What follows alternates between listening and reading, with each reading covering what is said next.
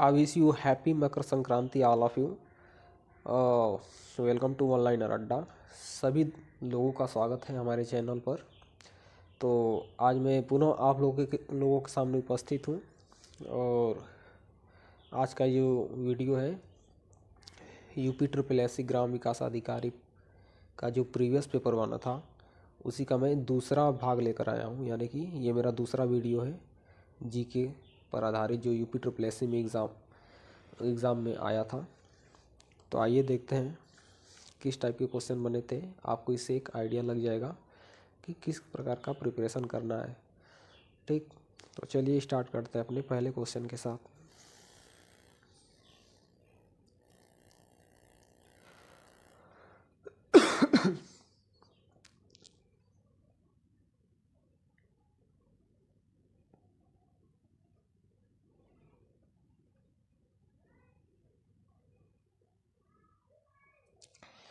अपना पहला क्वेश्चन है, निम्नलिखित में से कौन एक प्राइमरी स्टोरेज डिवाइस है?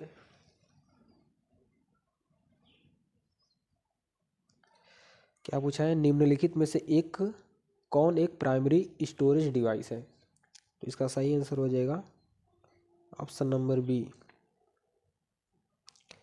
रैम होता है। ठीक, इसका फुल फॉर्म होता है random access memory. Okay, next अपना क्वेश्चन है,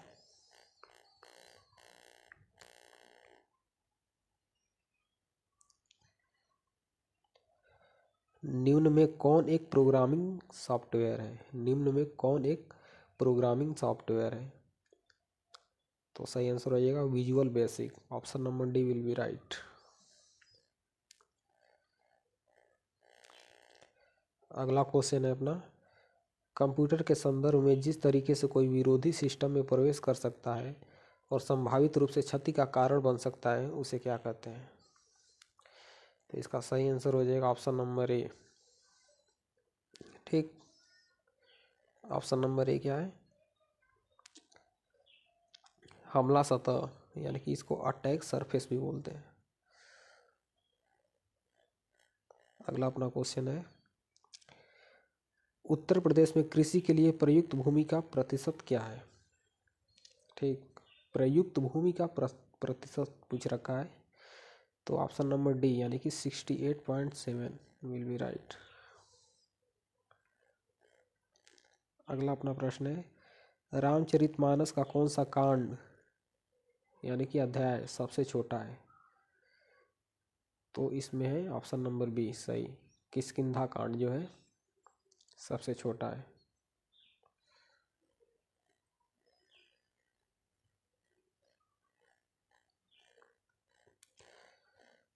अगला प्रश्न है अपना,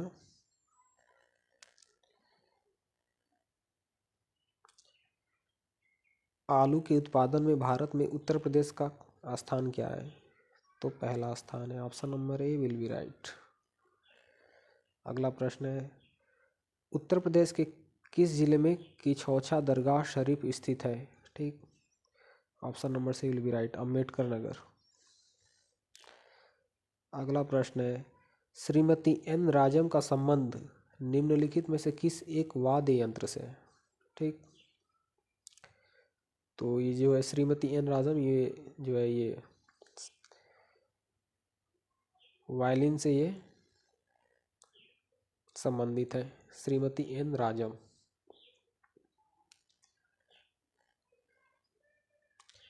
नेक्स्ट है अपना, इलाहाबाद में किस वर्ष अगले अर्ध कुंभ का आयोजन किया जाना है?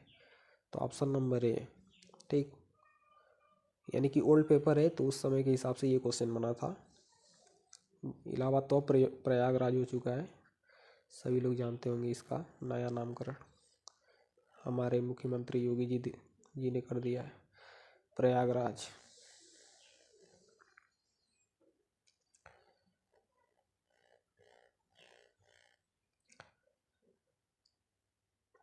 अगला प्रश्न है अपना, निम्नलिखित में से किस अवसर पर सोहर लोकगीत का गायन किया जाता है? बच्चे के जन्म पर। ठीक, बच्चों का जब जन्म होता है किसी भी लड़के का हमारे परिवार में, तो उसमें सोहर गाया जाता है।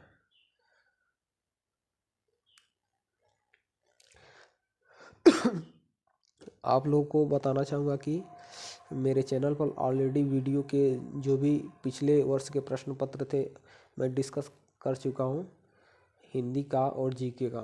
तो आप लोगों ने अगर देखा नहीं है तो हमारे चैनल पर जाइए और वीडियो का प्रीवियस पेपर वहाँ पर आप देख सकते हैं। अगला क्वेश्चन है अपना, लठमार होली के लिए निम्न में से कौन सा स्थान प्रसिद्ध है? तो यह है बरसाना, वहाँ पे लठमार होली मनाया जाता है।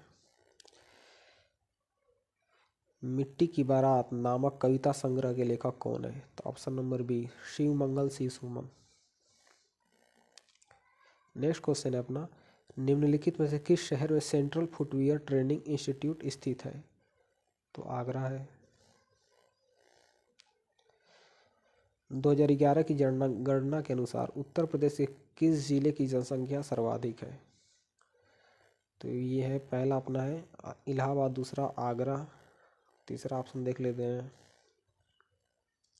तीसरा मुरादाबाद और चौथा अपना ऑप्शन है गाजियाबाद। तो सही आंसर हो जाएगा इसका इलाहाबाद। 2011 के अंतिम आंकड़ों के अनुसार उत्तर प्रदेश के जिलों में सर्वाधिक जनसंख्या क्रमशः यानी कि घटते क्रम में यानी कि डिसेंडिंग ऑर्डर में इलाहाबाद, मुरादाबाद, गाजियाबाद, आजमगढ़ एवं लखनऊ की है। ठीक,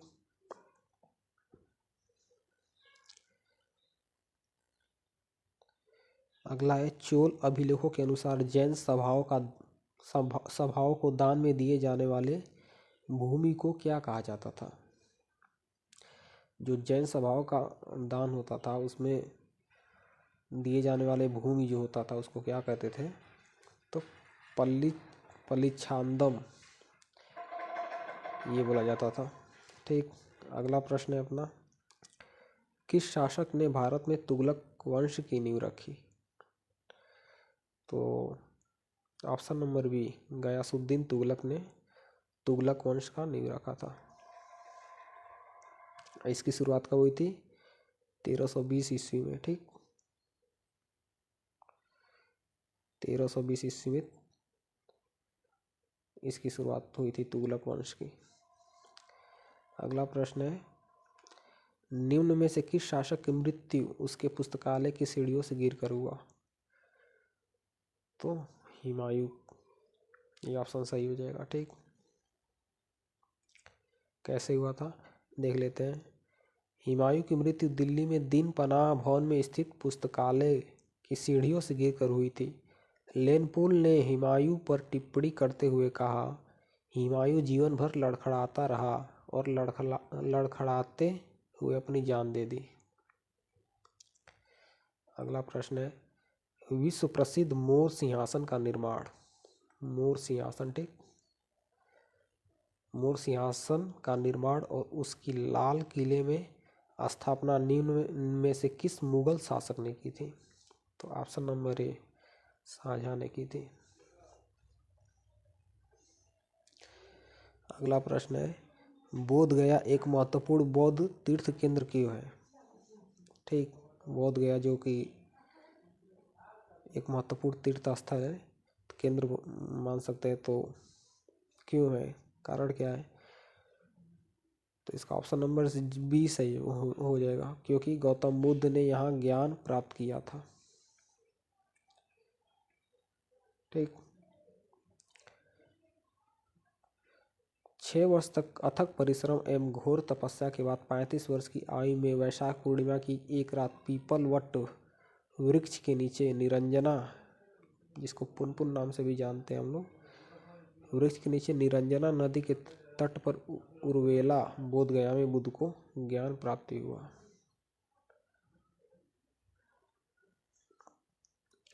अगला प्रश्न है, महात्मा गांधी ने भारतीय राष्ट्रीय कांग्रेस के निम्नलिखित सत्रों में से किसकी अध्यक्षता की थी? तो 1924 बेलगाम। अगला प्रश्न है, भारतीय स्वतंत्रता आंदोलन के दौरान 1932 में ग्रेट ब्रिटेन के किस प्रधानमंत्री ने सांप्रदायिक पुरस्कार की घोषणा की थी? तो option number D will be right, James Ramsay McDonald's. ठीक। अगला प्रश्न है अपना, निम्न में से किस शहर में स्वतंत्रता सेनानी चंद्रशेखर आजाद ने ब्रिटिश पुलिस द्वारा घिर जाने पर खुद को गोली मार ली थी? शहर पूछ रखा है, किस शहर में स्वतंत्रता सेनानी चंद्रशेखर आजाद ने ब्रिटिश पुलिस द्वारा घिर जाने पर खुद को गोली मार ली थी?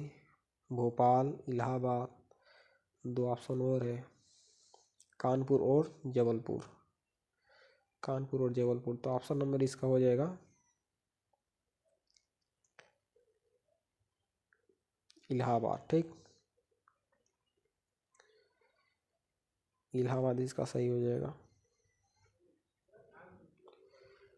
1931 को इलाहाबाद अब प्रयागराज के अल्फ्रेड पार्क में पुलिस के द्वारा घिर जाने पर खुद को गोली मार ली थी। ठीक, चंद्रशेखर आजाद। अगला प्रश्न है, निम्नलिखित में से किस नदी का समागम अरब सागर में है? तो नर्मदा, ये जो है अरब सागर में गिरता है।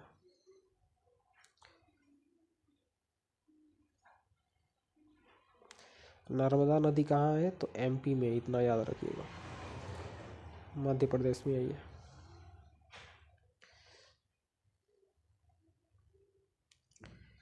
अगला प्रश्न है, भद्रा वन्यजीव अभयारण्य किस राज्य में स्थित है?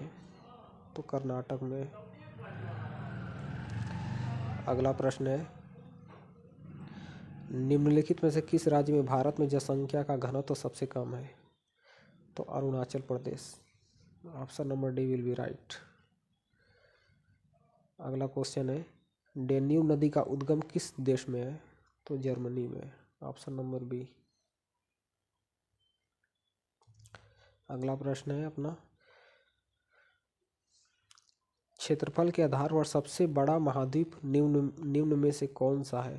क्षेत्रफल के आधार पर सबसे बड़ा महाद्वीप पूछ रखा है, तो ऑप्शन नंबर सी सही हो जाएगा। ठीक, एशिया।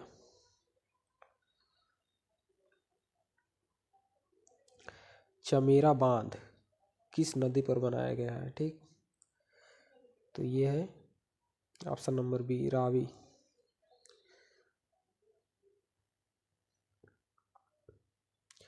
गैलरेस ज्वालामुखी किस देश में स्थित है?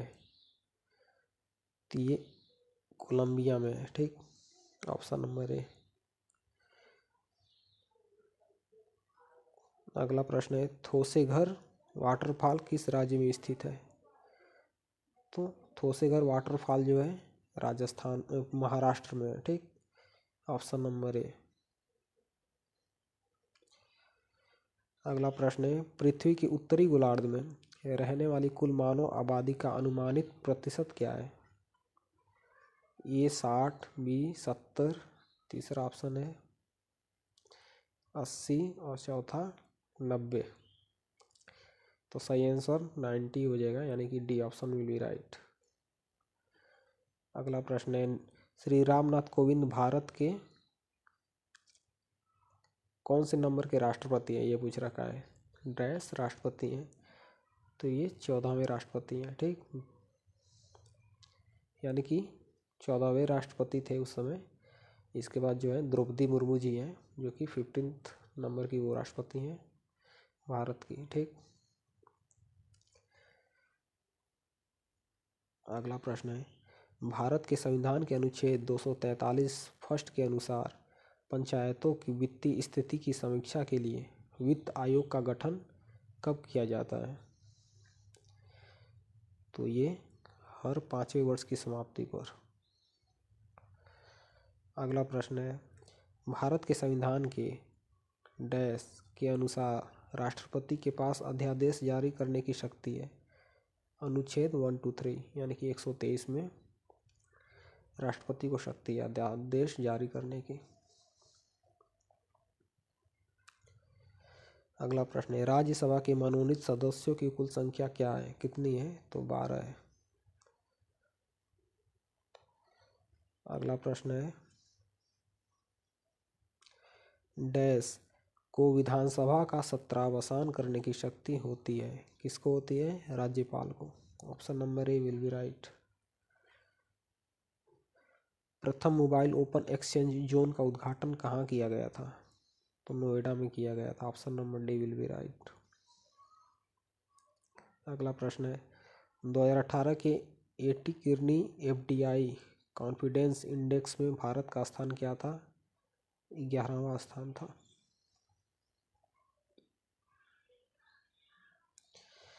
अगला प्रश्न है केंद्रीय मंत्रिमंडल ने क्षेत्रीय ग्रामीण बैंकों आरआरबी की पुनर्पूंजीकरण की योजना को डैश तक विस्तार मंजूरी दे दी है? 2020 तक।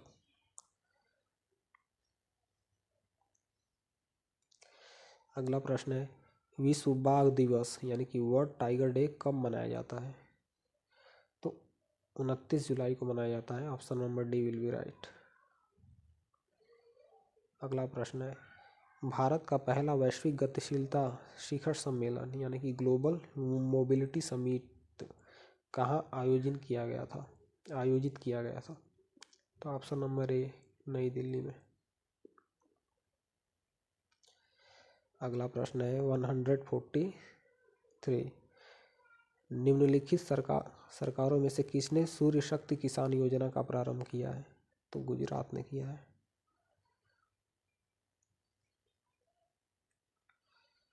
हरियाणा सरकार द्वारा अपने पंचायतों को स्टार रैंकिंग देने के लिए शुरू की गई 7 सितारा ग्राम पंचायत इंद्रधनुष योजना कितने सामाजिक मानकों पर आधारित है? ऑप्शन नंबर 20 7 सामाजिक मानकों पर आधारित है। अगला प्रश्न है तेलंगाना पुलिस ने राज्य के पूरे पुलिस विभाग के व्यावसायिक संचार और सहयोग की ज़रूरतों का समर्थन करने के लिए मोबाइल एप्लीकेशन लॉन्च किया है। तो COP कनेक्ट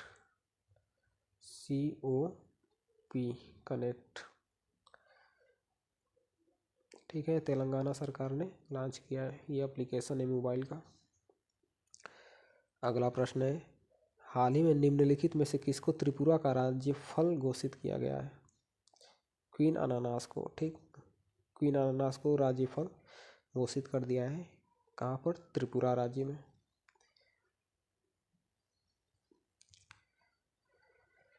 नाबार्ड का विस्तृत रूप क्या है यानी कि नाबार्ड का ये पूरा नाम पूछा है तो इसका फुल नेम हो जाएगा option number B National Bank for Agricultural and Rural Development. National Bank for Agricultural and Rural Development. अगला प्रश्न हो जाएगा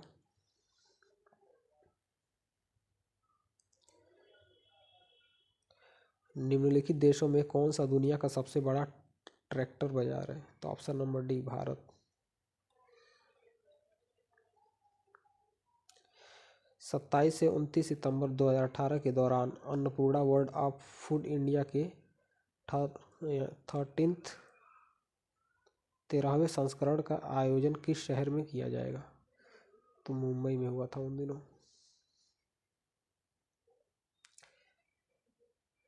दो 2017 से 18 के दौरान निम्नलिखित में से कौन सा देश दुनिया का सबसे बड़ा दूध उत्पादक देश था? तो भारत था सबसे ज़्यादा दूध उत्पादक। प्रथम स्थान पे अग्रणी रहा है भारत दूध उत्पादन में। ठीक, तो हमने 150 क्वेश्चन देख लिया है टोटल। मुझे आशा है कि आप लोग ने समझ चुके होंगे ये एक लेवल की क्या रहने वाला है और इस बार तो कंपटीशन और हाई होने वाला है। तो अपना तैयारी रेगुलर करिए और अच्छे से प्रैक्टिस करिए और हमारे वीडियो को लाइक करिए शेयर करिए और लोगों तक पहुंचाइए। पुनः मैं आप लोगों के सामने और वीडियो लेकर आऊँगा, तो हमारे चैनल के साथ बने रहिए। धन्यवाद मित्रों, थैंक यू।